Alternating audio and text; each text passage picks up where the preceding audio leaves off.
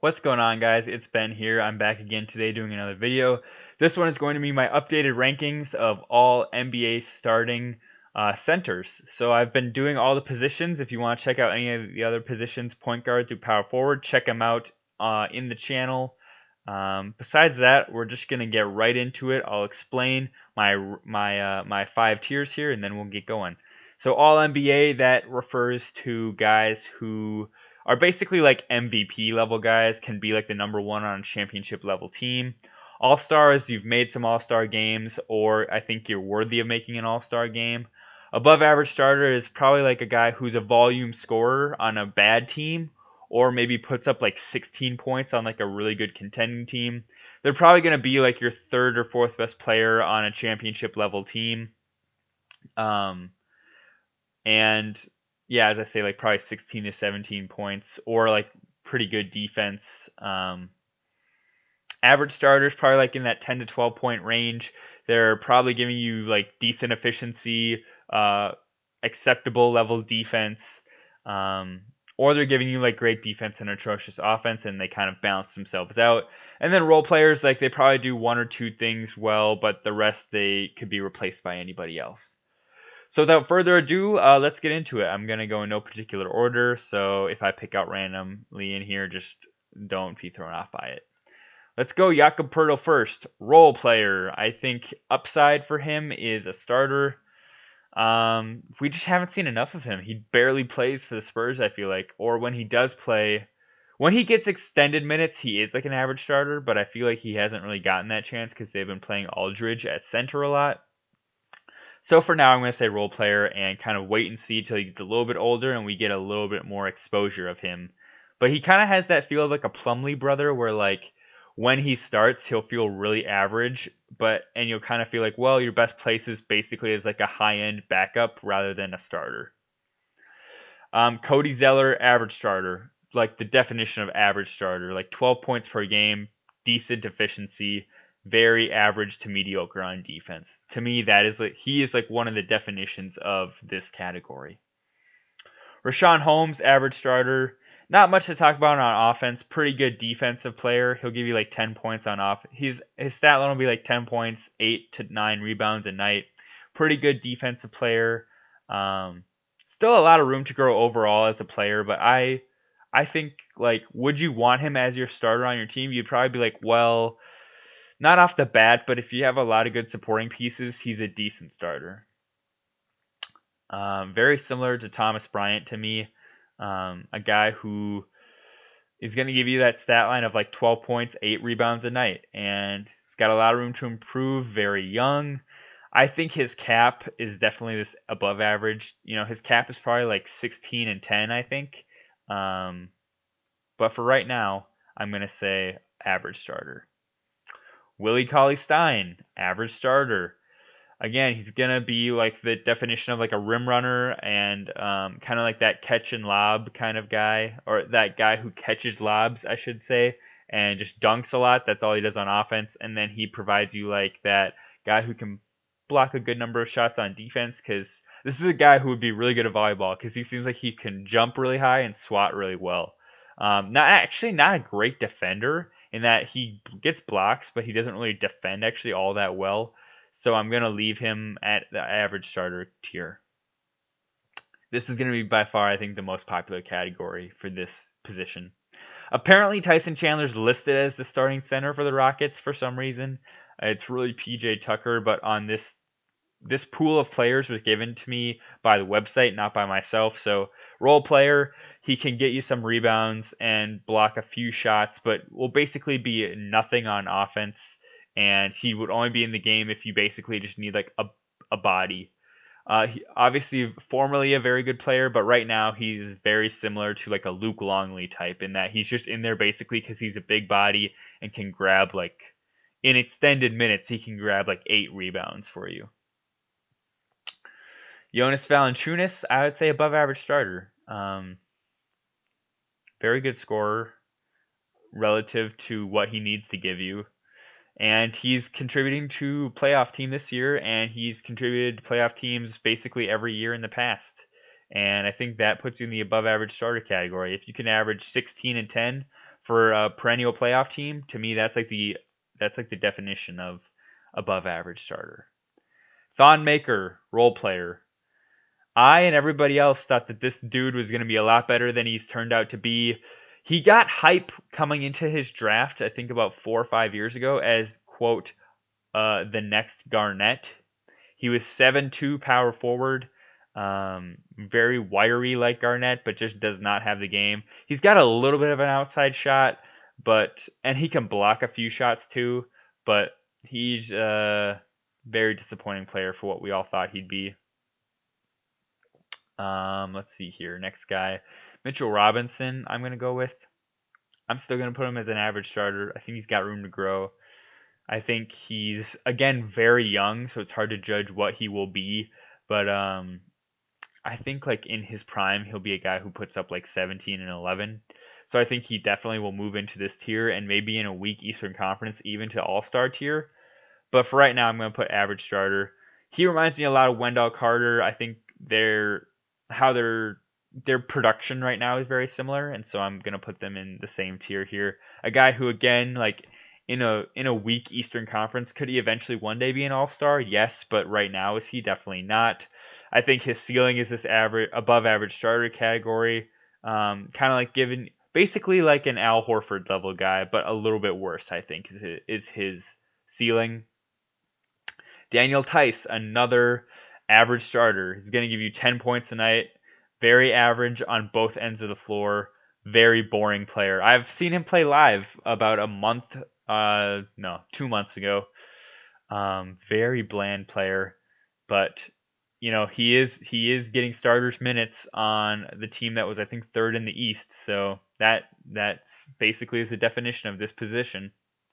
Same thing with Zubac, getting good minutes on a playoff team where he's like the seventh best player, I'd say.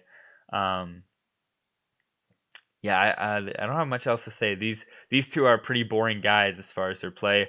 Zubac, good on offense, good throwing the ball in the post. He can do a little something with it. He's got a few moves. Basically nothing on defense, but he's got a few moves on offense. And again, he's going to be good for that consistent like 12 points per game. I believe he is like the new incarnation of the Marcin Gortat player. Yeah, like I think on a terrible team, he'll give you like 15 a night. On a good team, he'll give you like 10 to 12. Clint Capella, above average starter. Basically, very good rim runner, very good lob catcher, very good rebounder and defender, but offensively very limited again. So average start or above average starter. Jarrett Allen. Man, he teeters between these two for me, but I feel like he's not considerably better than Mitchell Robinson, so I feel compelled to put him down to average starter. He's right on the brink for me, but I think I'm putting him in average starter for now just because his production isn't all that like gaudy or anything. I think his averages are like 10 points and 8 rebounds, which to me screams average, so I'm going to put him in this category. Rudy Gobert, All NBA, very good defender. Obviously, two-time Defensive Player of the Year. This series has been a lot better on offense. I think his averages this year are like 16 points per game on like 55% from the field and like 13 rebounds per game. So yeah, I think that he definitely deserves to be in this tier. Kevon Looney, definition of average. I'm not going to go into a lot of depth with him. Pretty similar to a lot of these guys, like 10 points per game, 8 rebounds. That stat line is just very average, and like what he brings to a team, he'll have his moments. Like he plays for a team that's been to the finals a lot in the recent seasons, so like you'll get a lot of exposure to him, and you'll be like, hey, he kind of has some game. But I think it's really just because you're seeing him a lot, and he's playing around a ton of other great players. Like take him away from a team with 4 All Stars, and does he look just as good? I don't know. Hard to tell. Vucevic, I'm going to say all-star. Very efficient, gives you 20 and 10. Not good defensively, but I really like his game offensively. He struggled to get in good quality minutes for the Magic in the playoffs last year. He kind of got played out of games because of the bad defense and because his style of offense slows down a team. But I think in the regular season, he's definitely all-star worthy. Miles Turner, above average starter. Gives you like all defensive team caliber defense, and he's got some like um big man pick and pop like stretch five capability.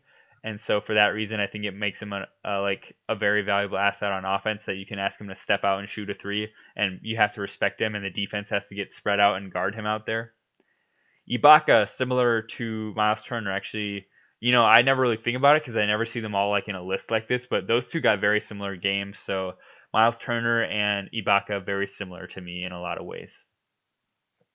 Bam Adebayo, All Star. I love this dude. I love Bam Adebayo. I think he is basically like the next incarnation of Dwight Howard. Um, I think that he's going to arguably be in this All NBA tier within 2 seasons. He is super athletic, good, like very good on defense, very good at blocking, very good at sticking with his man, being a rim protector, very good at catching lobs on offense. He's got a much better handle than people realize. Um, if you didn't know, I'm a big my big teams are always the Rockets, Timberwolves, and Heat. And so yes, I'm a big Bam fan because I am a big Heat fan. Um, but I like other teams too. But those are my constant three. Um, and yeah, I really like him and was so happy that he got the All Star nod this year. He definitely deserved it in my book, and I look forward to seeing what he brings to the NBA in the years to come. Brook Lopez, I'm putting in the above average starter category merely for the fact that he is a floor spacer and a stretch five, and that's very valuable in today's NBA. And not many guys can do that actually. So I'm putting him in the above average starter category just for what he brings to a team as far as spacing. Um, Steven Adams, very good rim protector, very good defensively. It looks like Aquaman and Jason Momoa had a baby and they produced Steven Adams. He's like the combination of those two. um, Offensively, he's got a pretty tight ceiling at about 14 points per game, I think. But I don't think that that's where he really shines. It's more defensively. On offense, he's really going to be best at pick and rolls and putbacks. But yeah, defensively, very, very impressive player. JaVale, average starter. Basically, oh man, who kind of liken him to? Very similar to Cauley Stein.